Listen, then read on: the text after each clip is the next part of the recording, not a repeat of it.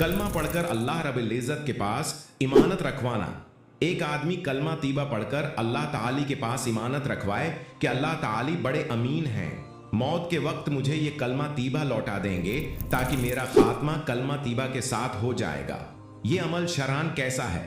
बाज सूफिया उसको बयान करते हैं। अगर उसका हवाला मिल जाए कि किस किताब में मौजूद है तो आईन नवाजिश होगी।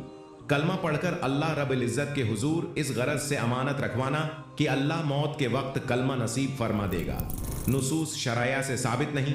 इसी तरह ये अमल आप सल्ली अल्लाह अलिया व आला वसल्लम और सहाबा कराम रज़ी अल्लाह अनहम अजमीन या सलफ सालिहीन से साबित नहीं है, और न ही रसूल अल्लाह सल्ली अल्लाह अलिया व आला वसल्लम या सहाबा कराम रज़वान अल्लाह अलिहम अजमीन ने उसकी तालीम फरमाई है। लिहाजा ऐसा अकीदा रखना दरस्त नहीं।